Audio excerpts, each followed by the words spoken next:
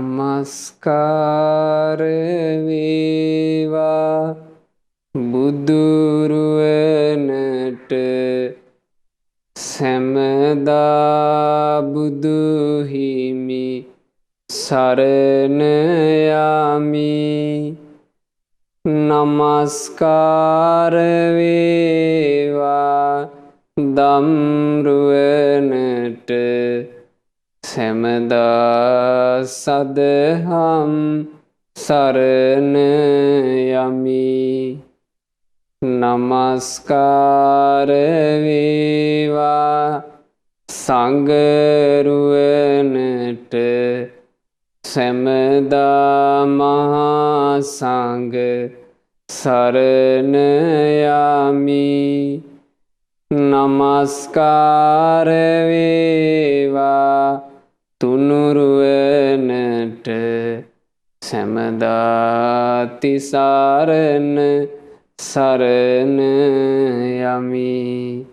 සාදු සාදු සාදු.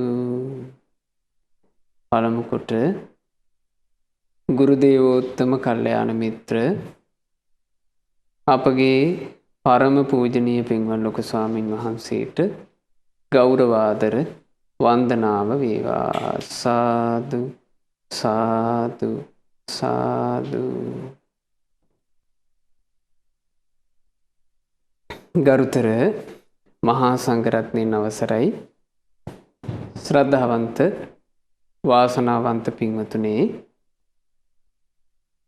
අද ධම්මෝසද සද්ධර්ම දේශනාව සඳහා අනුග්‍රහය දරනු ලබන්නේ 2020 දෙවනි මාසේ 7 වන දින, එනම් මීට 3 මාසකට පෙර මිය පරලෝ යන්ට යෙදුණු ආදරණීය පියාණන් වන ඒ.ජී. රණවක පියාණන්ට පින්පෙත් අනුමෝදනා කරන අරමුණින් කැනඩාවේ පදිංචි පින්වත් මදාර රණවක පුතණුවන් විසින්, ඒ වගේම මේ පුතණුවන් ඇතුළු ඥාති හිත මිත්‍රාදී සියලු දෙනාගේ දායකත්වයෙන් අද භාග්‍යවත් බුදුරජාණන් වහන්සේගේ උතුම් ශ්‍රී සද්ධර්මය ඔබට අසන්නට වාසනාව ලැබෙනවා.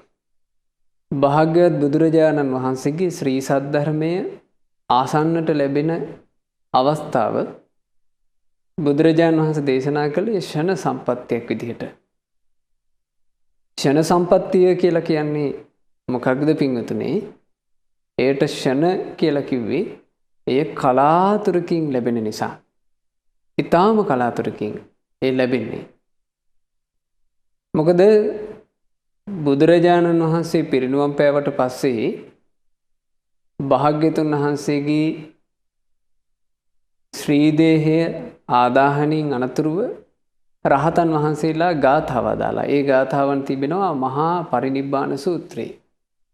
එහිදී රහතන් වහන්සේලා අර්ථයක් වදාලා බුද්ධෝ හවේ කප්ප සතේහි දුර්ලභෝ, බුදුරජාණන් වහන්සේලාගේ පහළවීම කල්ප 100කටත් ඉතා දුර්ලභය.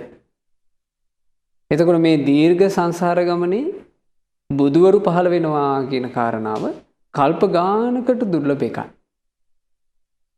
සම්මා සම්බුදුරජාණන් වහන්සේ නමක් පහළ වුණාම තමයි ඒ බුදුරජාණන් වහන්සේ විසින් ශ්‍රී සද්ධර්මයේ දේශනා කරන්නේ. එතකොට බුදුරජාණන් වහන්සේ නමක්ගේ දුර්ලභ වූ පහළවීමෙන් පමණක් මේ ලෝකේ සද්ධර්මයේ අහන්ට ලැබෙනවා. බුදුරජාණන් වහන්සේ දේශනා කළා ඕන්න දැන් කලාතුරකින් බුදු කෙනෙක් පහළ වෙලා ඒ පහළ වුණ බුදුරජාණන් වහන්සේ විසින් දහම් ගෝසාව කරනවා, ධර්ම කතාව කරනවා. ඒ ධර්ම කතාව කරනකොට ඒ ධර්ම කතාව අහන්ට ඕන කෙනා මේ සසර ගමනේ ඉපදිලා ඉන්නවා කිව්වා නිරිසතෙක් විදිහට. නිරිසතා විදිහට උපන්නොත් එහෙම බුදු කෙනෙක් කොතරම් දහම් දෙසුවත්, ඒ දහම් ගෝසාව කොතරම් රැව් පිළිරැව් දුන්නත් ඔහුට ඒ අවස්ථාව අහිමි වේ. ආන්නයකට කියනවා ෂණ සම්පත්තිය අහිමි වුණා. ඊළඟට බුදු කෙනෙක් පහළ වෙලා ධර්ම දේශනා කරනවා. ධර්මයේ ඇසිය යුතු කෙනා ගිහිල්ලා උපදිලා ඉන්නවා පෙරේත ලෝකේ. එයාට අහිමි මේ අවස්ථාව. ඒ ෂණ සම්පත්තිය අහිමි වෙන දෙවෙනි අවස්ථාව. කොයි තරම්නම් මේ සංසාරේ ඕකම අපට වෙන්නේ නැද්ද? ඊළඟට බුදු කෙනෙක් පහළ වෙලා ධර්ම දේශනා කරනවා. ධර්ම කතාව අහන්න ඕන කෙනා ගිහිල්ලා ඉපදිලා ඉන්නවා තිරිසන් අතරේ. තිරිසන් සතෙක් විදිහට උපන්න කෙනාටත් අර දහම් ගෝසාවෙන් අර්ථයක් උපද්ද ගන්නට ලැබෙන්නේ නැහැ. බුදුරජාණන් වහන්සේ දේශනා කළා ඒ තමයි ෂණ සම්පත්තිය අහිමි වෙන තුන්වෙනි අවස්ථාව. ඊළඟට ධර්ම දේශනා කරනවා තථාගත අරහත් සම්මා සම්බුදුරජාණන් වහන්සේ නමක් පහළ වෙලා දහම් ගෝසාව රැව්පිලි රැව් දෙනවා. අවබෝධ කරන්ට ඕන කෙනා ගිහින් ඉපදලා ඉන්නවා අසඤ්ඤ තලයේ. ඒ කෙනාටත් ධර්මය අවබෝධ කරගන්නට අවකාශ සැලසෙන ෂණ සම්පත්තිය අහිමි වුණා. මේ විදිහට පුදුම බේරිල්ලකින් තමයි පින්වතුනි අපිට බුද්ධ ශාසනයක් කියන එක මුණ ගැහෙන්නේ.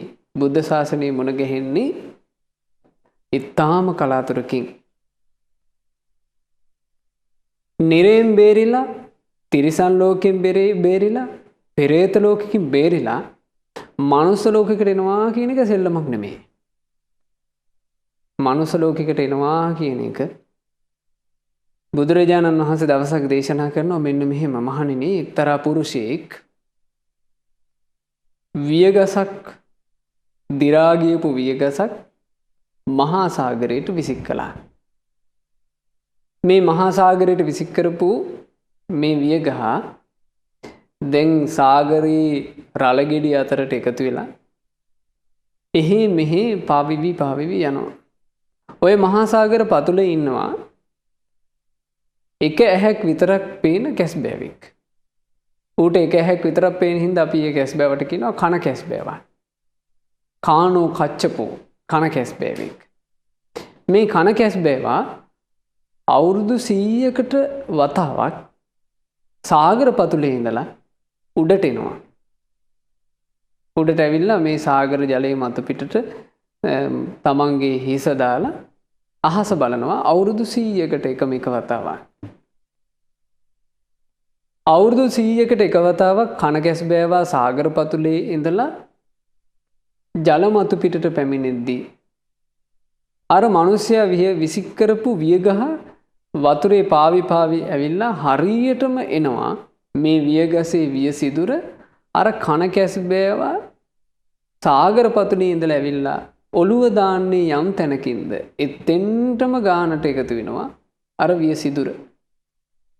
ඒ කරලා කන කැස්බෑවා වියසිදුරෙන් අහස බලනවා කියන එක බුදුරජාණන් වහන්සේ අහනවා භික්ෂුන් වහන්සේලාගෙන් මහණෙනි ඒ කන කැස්බෑවා වියසිදුර තුලින් අහස බලනවා කියන එක කොයිතරම් දුර්ලභද?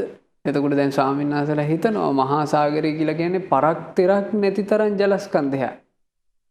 මේ ජලස්කන්ධය ඇතුලේ අර පුංචිම පුංචි වියගහ කොයි තැනකනම් තියෙන්න බැරිද? කන කැස්බෑව කියලා කියන්නේ සාගරෙත් එක ගත්තාම ඉතාම චූටි සතෙක්. මේ පුංචි සතාට ওই සාගරේ කොතනින්නම් උඩට මතුවෙන්න බැරිද? හරියට කන කැස්බෑව ඔළුව දාන තැනින්ම වියසිදුරත් ගානට ගිහිල්ලා එතන පිහිටනවා කියන එක ස්වාමීන් වහන්සේලා කියනවා ස්වාමීනි භාග්‍යතුන් වහන්සේ ඊ타ම කලාතුරකින් කන කැස්බෑව වියසිදුරෙන් අහස බැලීම වෙන්න පුළුවන්. බුදුරජාණන් වහන්සේ දේශනා කළා ඒවං අධිච්ච මිදම් භික්කවේ මනුස්ස සත්තං ලද්ධං මහණෙනි ඒ වගේ ඊ타ම කලාතුරකිනුයි මනුස්ස ජීවිතේ ලැබෙන්නේ. ඒ වගේ ඊ타ම කලාතුරකින් තමයි මනුස්සෙක් විදිහට අපි උපදින්නේ. බුදුරජාණන් වහන්සේ දේශනා කළා මනුස්සෙක් විදිහට කෙනෙක් උපදිනවා. මනුස්සෙක් විදිහට උපදිනකොට උපත ලබන්නේ දැඩි මිත්‍යා දෘෂ්ටික තැනක. දැඩි මිත්‍යා දෘෂ්ටික තැනක උපන්නට පස්සේ බුදු කෙනෙකුගේ ධර්ම ගෝසාව කොච්චර අහන්න ලැබුණත් මේ ලෝකයේ තුල කොච්චර රැවුදුන්නත් ඔහු දැඩි මිත්‍යා දෘෂ්ටිකෙක් නිසා ඔහුට ඒ ධර්මය තමන්ගේ ජීවිතයට ගලප ගන්න අවකාශය නැති වෙලා යනවා. බුදුරජාණන් වහන්සේ වදාළ ක්ෂණ සම්පත්තිය හිමි. ඊළඟට මනුස්ස ලෝකෙට එනවා. මනුස්ස ලෝකෙට ඇවිල්ලා උපදිනවා බුදු කෙනෙක් ධර්ම දේශනා කරන සීමාවෙන් එහා. බුදුරජාණන් වහන්සේගේ ශ්‍රාවකයෝ දහම් කතාව පිණිස වැඩම කරන සීමාවෙන් එහා ප්‍රත්‍යන්තයක උපදිනවා. ඒ පැත්ත පලාතට බුදුරජාණන් වහන්සේ හෝ ශ්‍රාවක සගරුවන හෝ වැඩම කරන්නේ නැහැ. ඒ කෙනාටත් ක්ෂණ සම්පත්තිය අහිමි වෙලා යනවා. මිනිසෙක් විදිහට උපදිනවා බුදුරජාණන් වහන්සේ දේශනා කළා මිනිසෙක් විදිහට මනුස්ස ලෝකෙට උපදිනවා. හැබැයි කර්මානුරූපව ඒ පුද්ගලයා මන්ද බුද්ධිකෙක්. ඔහුට කී දේ අර්ථේ වටහා ගන්නට ඥාන ශක්තිය නැහැ. ඔහුට භාග්‍යතුන් වහන්සේගේ දහම් කතාව කොච්චර අහන්න ලැබුණත් අවබෝධ කරගන්න අවකාශය නැහැ. ඕන ඔය විදිහට පින්වතුනේ ලේසි බේරිල්ලකින් බේරෙලා නෙවෙයි මිනිස්සෙක් විදිහට උපත ලැබලා බුදු කෙනෙකුගේ බණපදයක් අහන්න ලැබෙනවා කියන එක අපට උදා වෙන්නේ. එසේ මනුස්ස ජීවිතේ ලැබුවාට පස්සේ මනුස්ස ජීවිතේ ලද කෙනා කල යුත්තේ කුමක්ද? මනුස්ස ජීවිතේ ලද කෙනා නොකල යුත්තේ කුමක්ද? මෙන්න මේ ගැන සියල්ල දන්නා සියල්ල දක්නා භාග්‍යවත් බුදුරජාණන් වහන්සේ වදාළල උතුම් අර්ථයක් අද ඔබ ඉගෙන ගන්නේ. අපි මේ ධර්මය ඉගෙන ගන්නේ නෙත්තිප්පකරණය කියන පොත් වහන්සේගේ ධර්මකාරණා ඇසුරු කරගනිමින්. අද මම ඔබට මේ කියා දෙන කොටස තිබෙන්නේ නෙත්තිප්පකරණ පොත් වහන්සේගේ 310 වෙනි පිටුවේ. පොත් වහන්සේ ළඟ තියෙන පින්වතුන් පෙරලා ගන්න 310 වෙනි පිටුව. බුදුරජාණන් වහන්සේ දේශනා කරපු ගාථාවක් මෙහි සඳහන් වෙනවා මෙන්න මේ විදිහට. ලද්දාන මානුසත්තං ද්වේකිච්ඡං අකිච්ඡ මේවච සුකිච්ඡං චේව පුඤ්ඤානි සංයෝජන විපහානං වාති. ලද්ධාන මානුසත්තං මනුස්ස ජීවිතයක් ලබාපු කෙනා. එතකොට මනුස්ස ජීවිතයේ කියන එක ගැන පින්වතුන්ට අපි තේරුවා කන කැස් බෑවා වියසිදුරෙන් අහස බලනවටත් වඩා දුර්ලභවයි අපිට මේ මිනිස්සෙක් වෙන්න වාසනාව ලැබුණේ. ඒ මනුස්ස ජීවිතේ ලැබූ කෙනා ද්වේකිච්ඡං කරුණු දෙකක් කරන්න ඕන. අකිච්ඡ මේවච නොකල යුතු දේ නොකර ඉන්න ඕන. මොකද මනුස්ස ලෝකයේ ලබාපු කෙනා කල යුතු දේත් කරනවා කව භාග්‍යතුන් වහන්සේ නොකල යුතු දේත් කරනවා. මේ කල යුතු දේත් නොකල යුතු දේත් කරන මනුස්සයා මනුස්ස ජීවිතේ ලද සම්පත්තිය මේ කන කැස් බෑව වියසිදුරෙන් අහස බැලුවා වගේ ලැබිච්ච සම්පත්තිය නිර්පරාද විනාශ කරගෙන මැරිලා යන්නේ.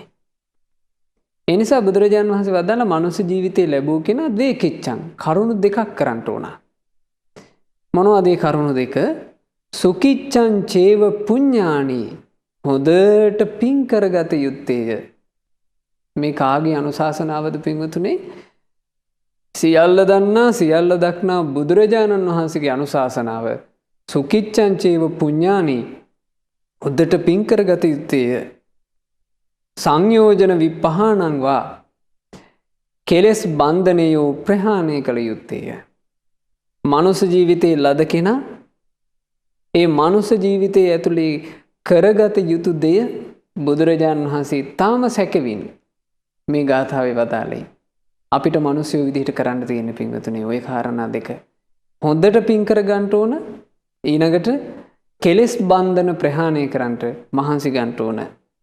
මේ ගාථාව තුල භාග්‍යතුන් වහන්සේ සුකිච්ඡං චේව පුඤ්ඤානි හොඳින් පින් කළ යුත්තේය කියලා වදාළේ වාසනාව ගැන කියනවා.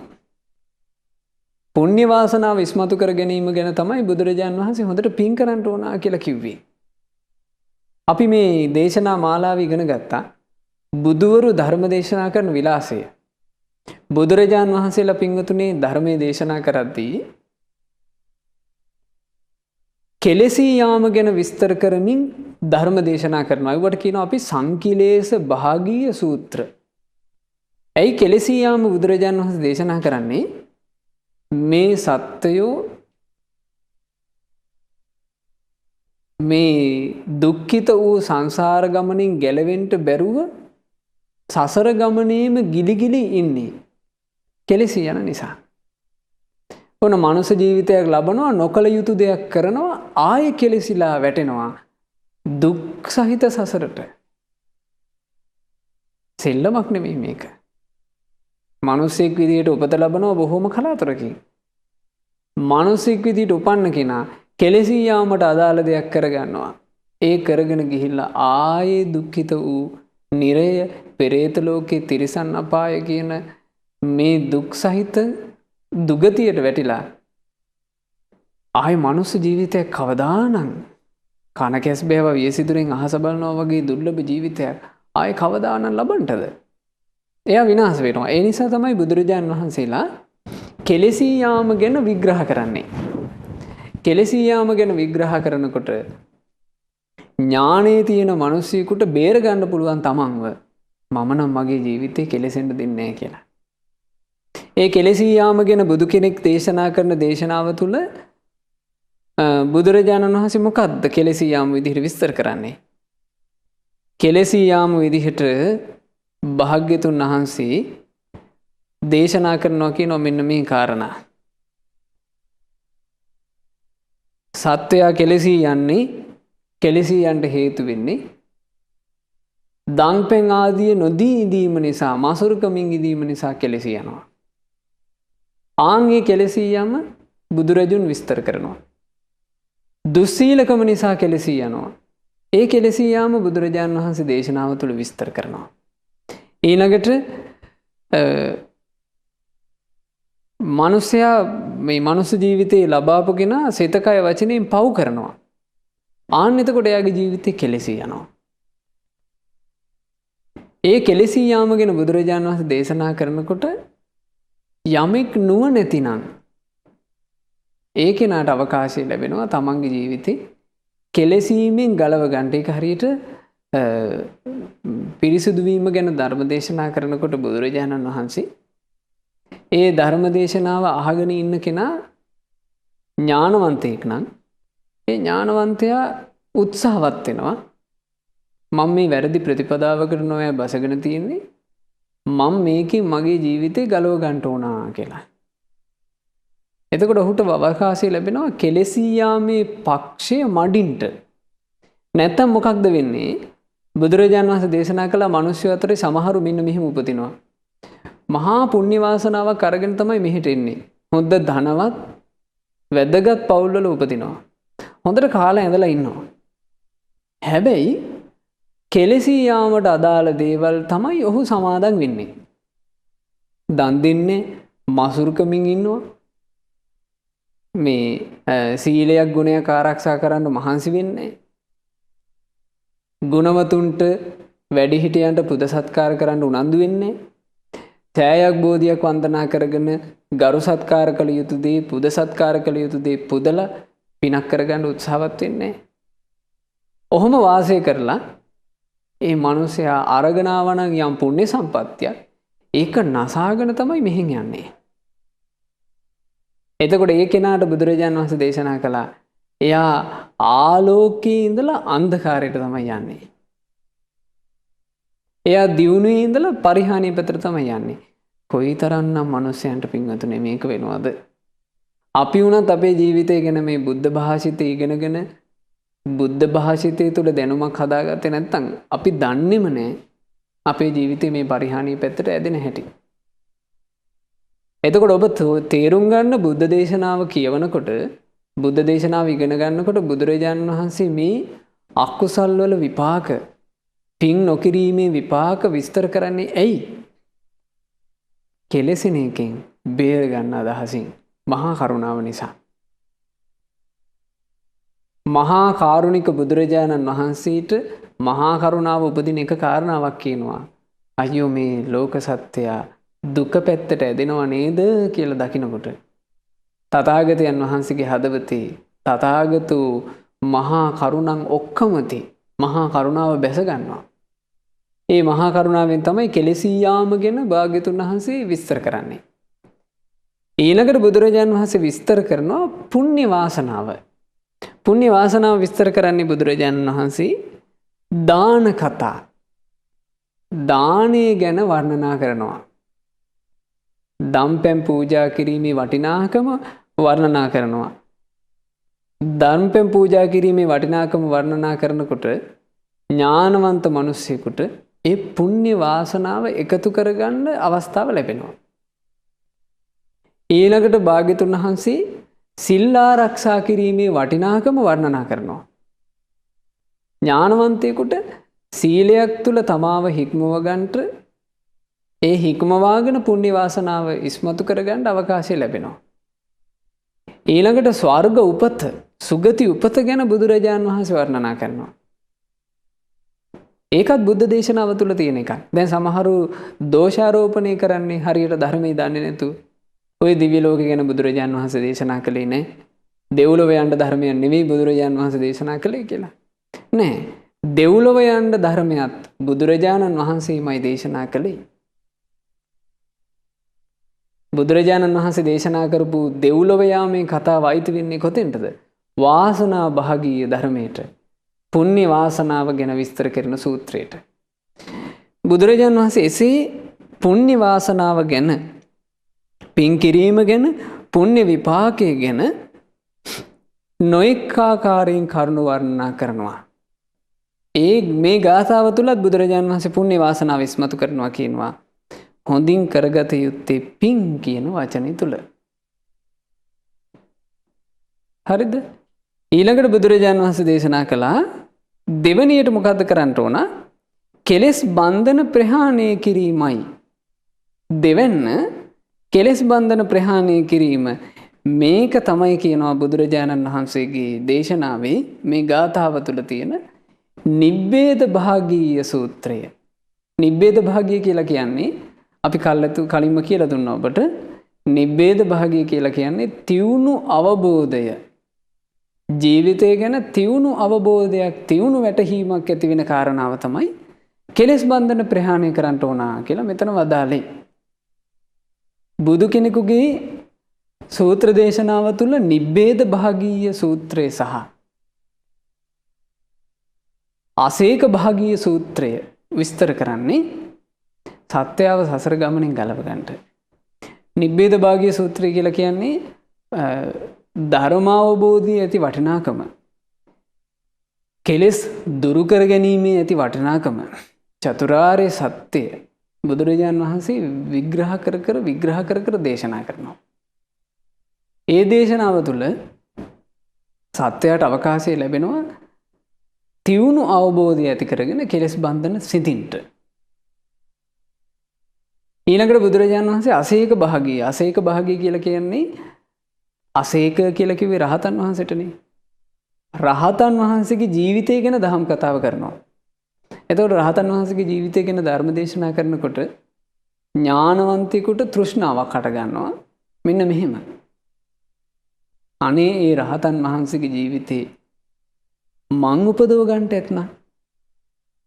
අනේ රහතන් වහන්සේලා වින්ද සැපය මටත් විඳින්න ඇත්නම් කියලා ඔන්න එයාට තෘෂ්ණාවක් හට ගන්නවා.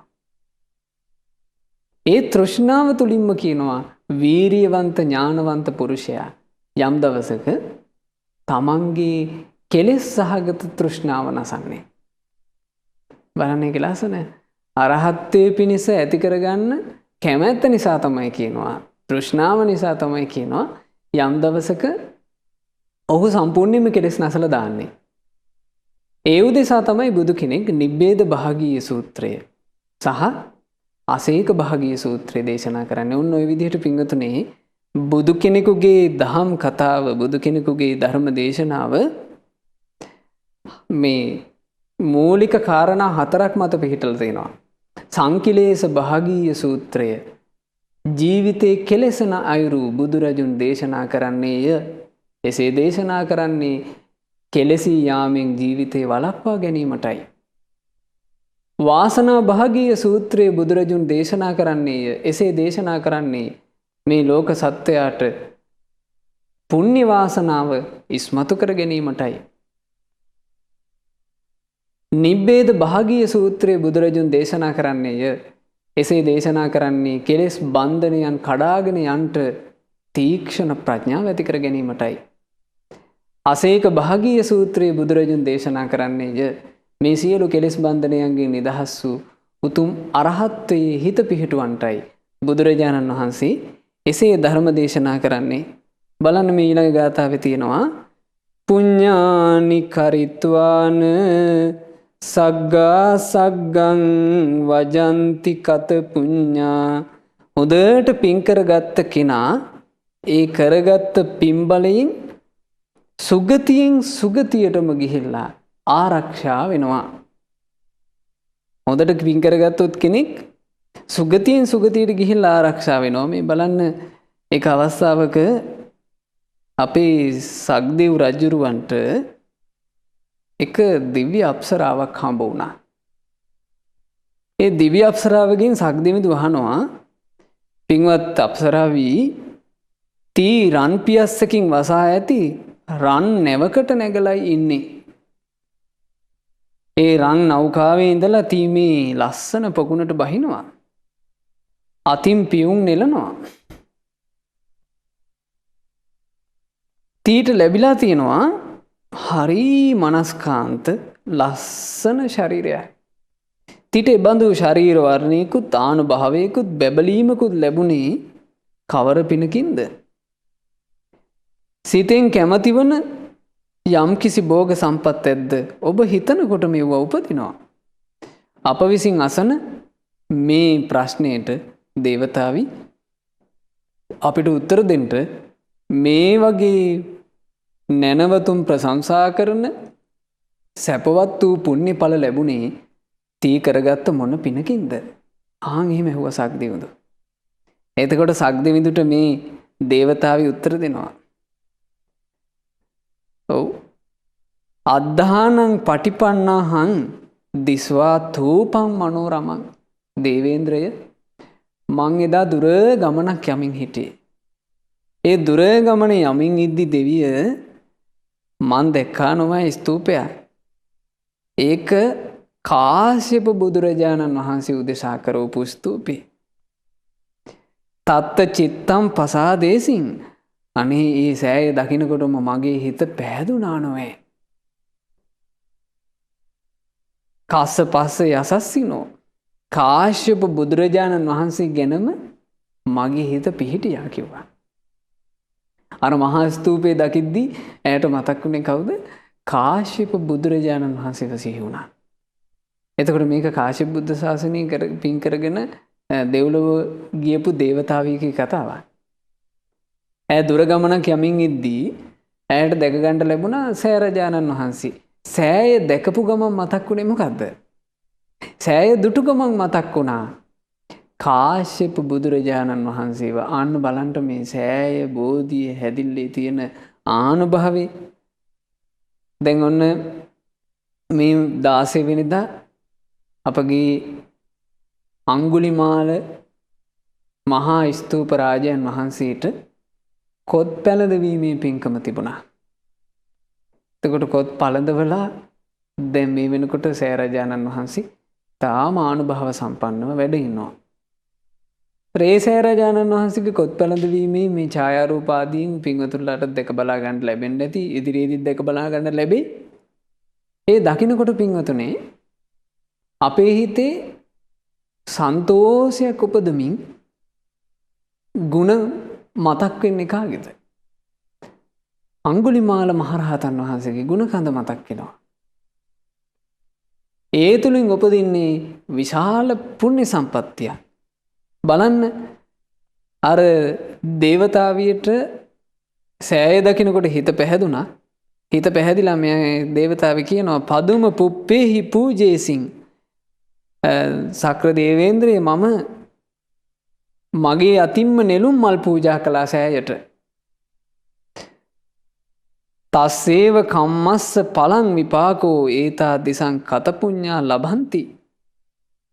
ඒ පිනේ විපාක විදිහට තමයි දේවේන්ද්‍රය මට මේ සොඳුරු සැප ලැබුණේ. ඉතින් පින් කරගත් අයට ඔහොම ලැබෙනවා නොවේයි කියලා මේ දේවතාවි සක්දේවිදු අතින් කියනවා.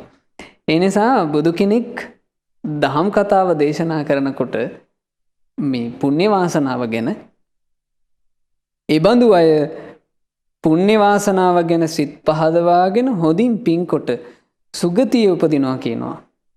ඒ නිසා හොඳට පින්වතුන්ලා පින් කරගන්න උත්සාහවත් වෙන්න. මනුෂ්‍ය ජීවිතේ ලැබුව කෙනා කාරණා දෙකක් කළ යුතුයි කියලා භාග්‍යතුන් වහන්සේ වදාලා ඒ කරුණු දෙකෙන් එකක් තමයි පින් කර ගැනීම. මේ පින් කර ගැනීම ගැන උත්සාහවත් වෙන්න තව ගාථාවක් මේ ධර්මයේ තියෙනවා.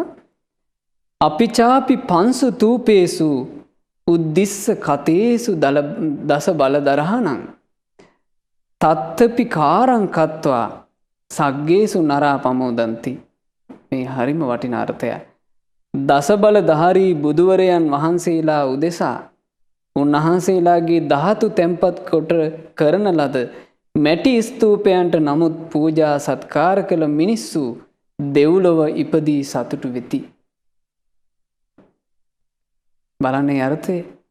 බුදුරජාණන් වහන්සේලා උදෙසා මැටියෙන් කරවපු ස්තූපයටත් කෙනෙක් පුද සත්කාර කරනවා නම් එසේ පුද සත්කාර කරන අය දෙව්ලොව ඉපදිලා සතුටු වෙනවා කියලා මේ ධර්මයේ සඳහන් වෙනවා. නිසා හොඳට කෙනෙක් පින් කරගත්තොත් ඒ පිනේ විපාකයේ තමයි සුගතියෙන් සුගතියට යාම. සුගතියෙන් සුගතියට යාම කියලා කියන්නේ පුදුමාකාර ආරක්ෂාවක්. ඒ ආරක්ෂාවට පත් වුණොත් අපට ධර්මාවබෝධයට දොරටු ඇරෙනවා. එහෙම නැති වුණොත් පින්වතුනි බලන්න මේ මනුෂ්‍ය ජීවිතේ ඔබටත් මටත් ලැබෙනකොට අපට ලැබුණු මනුෂ්‍ය ජීවිතේ අවුරුදු 60 70කින් 80කින් අවසන් වෙලා යන එකක්. එහෙම ලැබුණු මනුෂ්‍ය ජීවිතෙත් නොයෙකුත් උපද්‍රවයන්ගෙන් කොයි මොහොතේ නැසෙයිද දන්නේ. මේ මනුෂ්‍ය ජීවිතය ඇතුලේ අපිට මෙන්න මේ වහන්න ලැබුණා. නිවනක් තියෙනවා කියලා අපිට අහන්න ලැබුණා. අපි දුක් විඳින්මින් සංසාර ගමනක යනවා කියලා අපිට අහන්න ලැබුණා. මේ සංසාර ගමනින් නිදහස් වෙච්චි බුදු පසේ බුදු රහතුන් ඉන්නවා කියලා අපිට අහන්න ලැබුණා. ඒ රහතන් වහන්සේලා වැඩම කරපු ආර්ය අෂ්ටාංගික මාර්ගය කියලා සුන්දර මාර්ගයක් තියෙනවා සංසාරයෙන් නිදහස් වෙන්න කියලා අපිට අහන්න ලැබුණා. මේ අහන්න ලැබිච්ච ටික මේ අවුරුදු 60 70 ඇතුලේ අපේ සවම්පත් ඇතුලේ අහන්න ලැබිච්චි වටිනාකම මෙපමණයි කියලා වර්ණනා කරන්න බැරි වචන. හැබැයි මේ වචන අහන්න ලැබිච්ච අවකාශය මේ මනුෂ්‍ය ජීවිත ප්‍රතිලාභය අවසන් වෙනවත් එක්කම නැතුව යනවා නම් ආයි අපිට වැටෙන්න තියෙන්නේ ගොහෝර සංසාරයට නම් පින්වතුනි මේ අහපු වචනවල ඇති අර්ථය මොකක්ද? මේ අහපු වචන වලින් ඇති ප්‍රයෝජනෙ මොකක්ද? ආන්නේ උදෙසා තමයි පුණ්‍ය වාසනාව ඉස්මතු කරගත යුත්තේ. පුණ්‍ය වාසනාව කෙනෙක් ඉස්මතු කරගත්තොත් ඒ පුණ්‍ය වාසනාව ඉස්මතු කරගන්න කෙනා සුගති රැකවරණය තුල ස්ථාවර වෙනවා. ආන්නේ කෙනාට ආයෙමත් ධර්මය අහන්න අවකාශ ලැබෙනවා. සංයෝජන විප්පහානා ජරා මරණා විමුච්ඡන්ති इति. කෙලෙස් බන්ධනයන් ප්‍රහාණය කිරීමෙන් ජරා මරණ දුකින් සත්‍යෝ නිදහස් වන්නේය කියලායි භාග්‍යතුන් වහන්සේ දේශනා කළේ.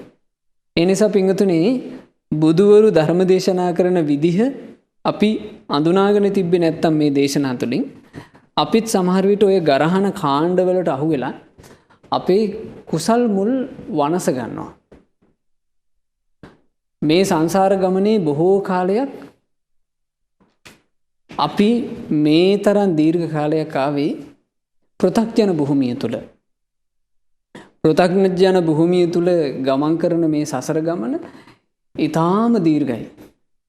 බුදුරජාණන් වහන්සේ දේශනා කළේ ඒක මේ වගේ වෙහෙසට පත් වෙලා ඉන්න කෙනාට යොදුනත් ගොඩාක් දිගයි කිව්වා. නිදි වරාගෙන ඉන්න කෙනාට රාත්‍රී නිදි වරාගෙන ඉන්න කෙනාට එක රැයත් ගොඩාක් දිගයි කිව්වා. දීගෝ බාලානං සංසාරෝ ඒ වගේ පෘථග්ජන භූමිය තුල යන බාලයාගේ සංසාර ගමනක් ඊටාම දීර්ඝයි. සද්ධම්මං අවිජානතං ඒ උන්දලාට මේ සද්ධර්මයේ අවබෝධ නොවිච්ච නිසා කියලායි භාග්‍යතුන් වහන්සේ දේශනා කළේ. එනිසා අපි ගොඩාක් කල් පින්වතුනි මේ සංසාර ගමනේ ආවේ පෘථග්ජන භූමිය ඇතුලේ. මොකද්ද පෘථග්ජන භූමිය කියලා කියන්නේ? කතමෝච පුද්ගලෝ පෘථග්ජනෝ. මහණෙනි කවුද පෘථග්ජනයා කියලා කියන්නේ? මොන භාග්‍යතුන් වහන්සේ තෝරපු විදිහ. යස්ස පුද්ගලස්ස තීනි සංයෝජනානි අප්පහීනානි. යම් පුද්ගලයෙක් තුල සංයෝජන තුනක් ප්‍රහාණය වෙලා නැත්තම් මොනවද ඒ සංයෝජන තුන? සක්කාය දිට්ඨිය, විචිකිච්ඡාව, සීලබ්බත පරාමාසී කියන සංයෝජන තුන ප්‍රහාණය වෙලා නැත්තම් නච තේසන් ධම්මානම් පහානාය පටිපන්නෝ. සක්කාය දිට්ඨි, විචිකිච්ඡා, සීලබ්බත පරාමාස කියන සංයෝජන ප්‍රහාණය කරන්නට ඒ පුද්ගලයා ප්‍රතිපදාවක යෙදෙන්නේ නැත්තම් අයං උච්චති පුද්ගලෝ පුතුජනෝ. ඒ පුද්ගලයාට කියනවා පෘථග්ජනයා කියලා. එතකොට පෘථග්ජන භූමිය කියලා කියන්නේ මේ සංයෝජනයන් දුරු කර ගැනීම පිණිස මාර්ගයටවත් නොපැමිණි ජීවිත. ඉතින් සංසාරේ අපේ ගොඩාක් තිබ්බේ ඒ පෘථග්ජන ජීවිතේ. නිරය, තිරිසන් ලෝක, පෙරේත ලෝක ආදී දුගති ලෝකවල කොහොමත් අපි පෘථග්ජනයෝ. කලාතුරකින් මනුස්ස ලෝකවල එන්නේ නැති ඒ මනුස්ස ආපු ජීවිතවලත් මේ ආර්ය මාර්ගයේ පිණිස මහන්සි ගත්තේ නැති නිසා පෘථග්ජන භූමියෙන් අපිට ගැලවෙන්න බැරි වුණා. මේ ජීවිතේ වුණත් පෘථග්ජන භූමිය ඉක්මවා යන්න මහන්සි ගත්තේ නැත්නම් ඉබේනම් පින්වතුනි මේ පෘථග්ජන භාවයෙන් කෙනෙක් නිදහස් වෙන්නේ නැහැ. පෘථග්ජන භාවයෙන් කෙනෙක් නිදහස් වෙන්නේ පෘථග්ජන භාවයෙන් නිදහස් වීම පිණිස ඔහුට ලැබෙන වටිනා සම්පත්තිය මුණ ගැහුනොත් විතරමයි. මේ වටිනා සම්පත්තිය තමයි බුදු කෙනෙකුගේ ධර්මය කල්යාණ මිත්‍ර ඇසුරකින් අහන්න ලැබීම. එසේ බුදු කෙනෙකුගේ ධර්මයේ කල්යාණ මිත්‍ර ආශ්‍රයකින් අහන්න ලැබිච්චාම ජීවිතයේ වැරදිච්ච දෘෂ්ටි ඔක්කොම ටික හරි ගස්සවා ගන්නට අවකාශය ලැබෙනවා. බුදුරජාන් වහන්සේ ඒ ගැන දේශනා කළා මෙන්න මේ විදිහට. ද්වේ හේතු ද්වේ පච්චය සාවකස්ස සම්මා දිට්ඨි උප්පාදාය. මිනිසෙකුගේ ජීවිතේ සම්මා දිට්ඨිය උපදින්නට, නිවැරදි මාර්ගයට පැමිණෙන්න, නිවැරදි දෘෂ්ටියකට එන්න කාරණා දෙකයි කියනවා උදව් වෙන්නේ. මොනවද ඒ කාරණා දෙක? පරතෝච ගෝසෝ සච්චානුසන්ධි. චතුරාර්ය සත්‍ය දේශනා කරන දහම් කතාවක් ඔහුට අහන්න ලැබෙන්න ඕන. ඊළඟට අජ්ජත්තංච යෝනිසෝ මනසිකාරෝ. තමුන්ගේ ආධ්‍යාත්මය ඇතුලේ විශේෂ දෙයක් තියෙන්න ඕන. ඒකට කියනවා යෝනිසෝ මනසිකාරය. අපේ ජීවිතේ පෘථග්ජන භාවයෙන් ගලව ගන්නට නම් අපිට කාරණා කීයක්ද උන්නේ? දෙකයි. පළවෙනි එක තමයි නිවැරදි දහම් කතාවක්, චතුරාර්ය සත්‍ය කතාවක් අපට කල්යාණ මිත්‍රයෙක්ගෙන් බාහිරින් අහන්න ලැබෙන්න ඕන. එහෙම අහන්න ලැබෙනකොට අපේ ළඟ තියෙන්න ඕන ආධ්‍යාත්මයේ යෝනිසෝ මානසිකාරය කියලා විශේෂ ගුණයක්. තත්ත කතමෝ පරතෝ ගෝසෝ. බලන්න බුදුරජාණන් වහන්සේ මේ අර්ථ තෝරන විදිහ මේවා හොඳට පින්වතුන්ලා තේරුම් ගන්නට. මොකද්ද පරතෝ ගෝසය කියලා කිව්වේ? යා පරතෝ දේශනා. බාහිර කෙනෙක් දේශනාවක් කරනවා. ඕවාදෝ බාහිර කෙනෙක් අවවාද කරනවා. අනුශාසනී බාහිරින් කෙනෙක් අනුශාසනා කරනවා. කොහොමද මේ අවවාදය, ඒ දේශනාව, ඒ අනුශාසනාව? සත්‍ය කතා, චතුරාර්ය සත්‍ය කතාව. සච්චානුලෝමා චතුරාර්ය සත්‍යයට අනුලෝම කතාව. දුක්ඛ සමුදය නිරෝධ මග්ග කියන මේ චතුරාර්ය සත්‍ය තමයි අපිට බාහිරින් අහන්න ලැබෙන්න ඕන.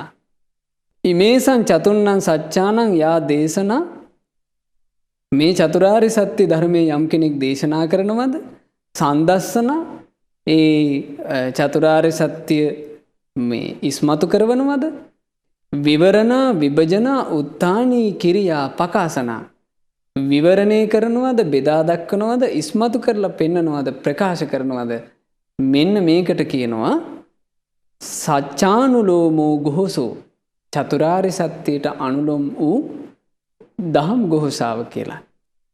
මේ ගෝසාව අහන්න ලැබෙන්න ඕන අපේ ජීවිතේ. තත්ත කතමෝ අජ්ජත්තං යෝනිසෝ මනසිකාරෝ. මොකද්ද ආධ්‍යාත්ම යෝනිසෝ මනසිකාරය කියලා කියන්නේ? යෝ යථා දේශිතේ ධම්මේ ඒ විදිහට යම් කෙනෙක් ධර්ම දේශනා කරනකොට බහිද්දා ආරම්මණං අනබිනී හරිත්වා තමුන්ගේ හිත බාහිර අරමුණකට අරගන්න නැතුව යෝනිසෝ මනසිකරෝ ඒ කියන දහම් කතාව නුවණින් මෙනෙහි කරන්න පුළුවන්කම තියෙන්න ඕන. අයං විච්චති අජ්ජත්ත යෝනිසෝ මනසිකාරෝ. ඕකට තමයි කියන්නේ ආධ්‍යාත්ම යෝනිසෝ මනසිකාරය. තං ආකාරෝ යෝනිසෝ ద్వාරෝ විදි උපායෝ. ඔන්න ඔය විදිහට යෝනිසෝ මනසිකාරය කියන එක සහ පරතෝ ගෝසය කියන එක තමයි කියනවා සම්මා දිට්ඨිය උපදින්න හේතු වෙන්නේ. ඒක හරියට මෙන්න මේ වගේ කියනවා. දැන් මේ දෙකම එකතු වෙන්නේ නැතුව සම්මා දිට්ඨියක් කියලා එකක් උපදින්නේ නැහැ. මේ දෙකම එකතු වෙන්නේ නැතුව අපිට පෘථග්ජන භාවයෙන් නිදහස් වෙන්න බෑ. මේ වගේ බුදුරජාණන් වහන්සේ දේශනා කරනවා ඒ කාලේ තිබිලා තියෙනවා ඔබ අහලා ඇති මේ උත්තරාරණීය කියලා එකක් ඔය දේශනා ඉගෙන ගන්නකොට උත්තරාරණීය කියලා කියන්නේ මේ ගිනි ගාන දණ්ඩක්. මේ ගිනි ගාන දණ්ඩ අරගෙන ගිහිල්ලා වියලි කොටේක අතුල්ලපුවම ඒ වියලි කොටේ මේ උත්තරාරණීය අපුල්ලනකොට රත් වෙලා මේ වියලි කොටේ ගිනි ගන්නවා. එතකොට උත්තරාරණියයි වියලි කොටේයි මුල් වෙලා තමයි ගින්නක් උපද්දන්නේ. හරියට අපි ගත්තොත් එහෙම වර්තමානයේ හැටියට නම් ගිනි පෙට්ටියයි ඒ ගිනි පෙට්ටිය අර තියෙනවානේ ගින්දර මතුවෙන මතු පිටක්. එහි ගිනි කූර අපුල්ලනකොට නේද ගින්න උපදින්නේ. එතකොට අපි හිතමු කෙනෙක් මෙන්න මෙහෙම වුණා කියලා. කෙනෙක් ගාව තියෙනවා තෙත ගිනි කූරක්. තෙත ගිනි කූරක් අරගෙන තෙත් වෙච්ච ගිනි පෙට්ටියක් ගාවට අරගෙන ගිහිල්ලා ඒ ගිනි පෙට්ටියෙන් ගින්නක් උපදිනවා කියන එක කරගන්න බෑ. ඇයි හේතුව? ගිනි කූරත් තෙතයි ගිනි පෙට්ටියත් තෙතයි. එතකොට දෙකම අසාර්ථකයි. ඕන් ඔය වගේ තමයි කියනවා පරතෝ ගෝසේ අවුල් නම් ඒත් සම්මා දිට්ඨිය උපදින්නේ නැහැ. තමුන්ගේ ගාව යෝනිසෝ මනසිකාරයක් නැත්තම් ඒත් උපදින්නේ නැහැ. එතකොට බලන්න මේ ධර්ම අවබෝධයක් කරන්න අපිට කොච්චර දුෂ්කරද? අපි හිතමු කෙනෙක් ගාව තියෙනවා හොඳ වියලි ගිනි කූරක්. හැබැයි තියෙන ගිනි පෙට්ටිය තෙතයි. ගිනි පෙට්ටිය තෙත නම් තමුන් ගාව කොච්චර වියලි ගිනි කූරක් තිබුණත් ගින්න උපදින්න බෑ. ඒ හේතුව ගිනි පෙට්ටිය තෙත නිසා. ඔය වගේ යෝනිසෝ මනසිකාරයේ තිබුණත් පරතෝ ගෝසය හරියට නැත්තම් සම්මාදිට්ඨියක් උපදින්න බෑ. හැබැයි අපි හිතුව මෙහෙම වුණා කියලා ගිනි කූර තෙතයි ගිනි පෙට්ටිය හොඳට තියෙනවා. ඒත් ගින්නක් උපදින්න බෑ. ඔය වගේ පරතෝ ගෝසය තිබ්බත් වැඩක් නැහැ තමුන්ගේ ගාව යෝනිසෝ මනසිකාරය නැත්තම්. එතකොට ගින්න උපදින්න නම් මේ දෙකම හොඳට තියෙන්න ඕන වියලියට.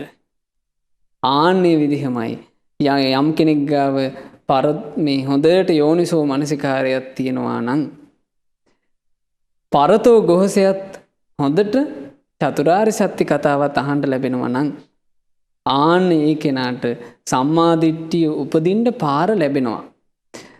තත්ත යෝච පරතෝ ගෝසෝ යෝච අජ්ජත්තං යෝනිසෝ මනසිකාරෝ බාහිරින් අහන්න ලැබෙන දහම් කතාවත් තමන් ගාව තියෙන යෝනිසෝ මනසිකාරයත් ඉමේ දේ පච්චය මේ දෙක නිසා පරතෝ ගෝසේන යා උප්පජ්ජති පඤ්ඤා බාහිරින් අහන්න ලැබෙන දේ නිසා තමා තුළ යම් ප්‍රඥාවක් උපදිනවාද අයං උච්චති සුතමයී ප්‍රඥා ආන්ගේ ප්‍රඥාවට කියනවා සුතමය ප්‍රඥාව කියලා. ඔන්න මේ පෘථග්ජන භූමියේ යමින් හිටපු සත්වයා ඒ පෘථග්ජන භූමියෙන් ගැලවෙන්න පටන් ගන්න හැටි.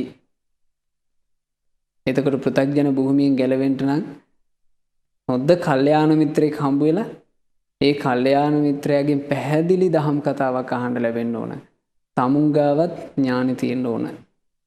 ඔය දෙකම තිබ්බොත් එහෙම ඒ දෙකම තිබ්බ කෙනාට පළවෙනිට උපදිනවා ප්‍රඥාවක්. ඒකට කියනවා සුතමය ප්‍රඥාව. සුතමේ ප්‍රඥාව කියලා කියන්නේ මොකද්ද? අර අහගත්ත ධර්මයේ නිසා ඒ බාහිරින් අහන්න ලැබෙන දහම් කතාව නිසා ඒ ධර්මයේ විමසලා කල්පනා කරලා තමන් ගාව උපදිනවද ඥානය. ආන් ඒකට කියනවා සුතමේ ප්‍රඥාව.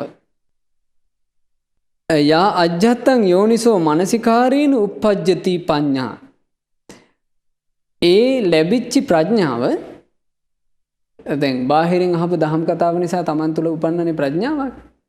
ඒ ලැබුණු ප්‍රඥාව කෙනෙක් ධර්මයේ ඇසුරු කරගෙන විමසනවා. හොඳට උත්සාහයෙන් විමසනවා. බාහිරත් එක්ක සසඳලා බලනවා. නැවත නැවත පිරික්සා බලනවා. සිතින් විමසා බලනවා. මේ මෙහෙම විමසද්දී ඔහු තුළ ප්‍රඥාවක් උපදිනවා. අයං උච්චති චින්තාමයී පඤ්ඤා. ඒකට කියනවා චින්තාමය ප්‍රඥාව. ඉමේ දේ පඤ්ඤා වේදිතබ්බා. ඕන් ඔය ප්‍රඥාවල් දෙකත් අපි හොඳට දැනගන්න ඕන. පුරිම කාච දේපච්චය. හැබැයි ওই ප්‍රඥාවල් දෙක උපදින්නේ මුලින් දෙක නිසා. මොකද්ද මුලින් දෙක? පරතෝ ගොහසය යෝනිසෝ මනසිකාරය කියන දෙක. ඒ දෙක නිසා උපදිනවා සුතමේ ප්‍රඥාව සහ චින්තාමය ප්‍රඥාව. බුදුරජාණන් වහන්සේ මෙහි හරි ලස්සනට දේශනා කරනවා. ඒ විදිහට යම් කිසි චින්තාමය ප්‍රඥාවක් සුතමේ ප්‍රඥාවක් ඇද්ද ඒ සුතමේ ප්‍රඥාවයි චින්තාමය ප්‍රඥාවයි මුල් කරගෙන චතුරාර්ය සත්‍ය කතාව තුළ යම් කෙනෙක් අර්ථය මනාකොට අවබෝධ කරගන්නවාද එසේ අර්ථය මනාකොට අවබෝධ කරගන්න කෙනා තමයි කියනවා සම්මා දිට්ඨිය ඇති කරගන්නේ. ඒස හේතු ඒතං ආරම්මණං. ඕකමයි කියනවා හේතුව. ඕකමයි කියනවා අරමුණ. ඒසෝ උපායෝ. ඕකමයි කියනවා උපාය. ශාවකස්ස නීයානස්ස.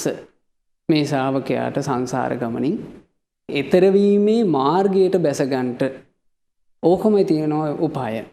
නත්තඤ්ඤෝ. වෙන කිසිම උපායක් ඇත්තේ නැහැ. ඒ නිසා මේ පෘථග්ජන භූමිය තුලින් අපේ ජීවිතේ ගලව ගන්නවා කියන එක පින්වතුනේ සුළුපටු කාරණාවක් නොවේ. පෘථග්ජනව විදිහට සංසාර ගමනක වැටිච්චි අපට බොහෝ කාලයක් අති දීර්ඝ කාලයක් පෘථග්ජන භූමියේම පැමිණිලා මොකද්දෝ සංසාරේ කරන ලද මහා වාසනාවකට තමයි දහම් කතාවක් අසන්නට ලැබෙන තැනක අපි මේ ඉපදිලා තියෙන්නේ. ඒ උපන්න අවස්ථාවේ අපේ ජීවිතේ අපි নানা ප්‍රකාර දේ කරනවා. උපන්න සත්‍ය විදිහට මේ ලෝකයට අදාළ එක එක දේවල් කරමින් අපි ජීවත් වෙනවා. හැබැයි බුදු කෙනෙකුගේ ධර්මයක් හම්බෙච්ච අපට බුදුරජාණන් වහන්සේ අනුශාසනා කළා මිනිස්සෙක් විදිහට ඉපදිච්ච කෙනා කුමක්ද කළ යුත්තේ කියන කාරණාව ඉතාම පැහැදිලිව. ඉතින් අද දේශනාවේ සාරාංශ වශයෙන් ඔබට තෝරලා දුන්නේ අපි මේ කාරණාව. ඉදිරි දේශනාවලදී අපි විස්තර වශයෙන් ඒ කියන්නේ අපිට චතුරාර්ය සත්‍ය අවබෝධයට සංසාරයෙන් නිදහස් වීමට පින් කිරීම කියන එක කරගන්න ඕනා කියලා බුදුරජාණන් වහන්සේ වදාළා.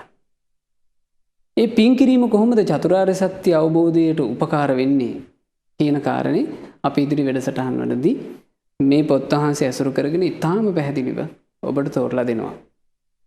ඊළඟට බුදුරජාණන් වහන්සේ දේශනා කළා මේ මනුස්ස ලෝකේ උපන්න කෙනා ඊළඟට කරගන්න ඕන දේ තමයි කිව්වා කෙලෙස් බන්ධන දුරු කරන්න මහන්සි ගන්න එක. කෙලෙස් බන්ධන දුරු කරන්න මහන්සි ගන්න මේ කෙලෙස් බන්ධන දුරු කරන්න උපකාර කරන්නේ පින් තිබීම.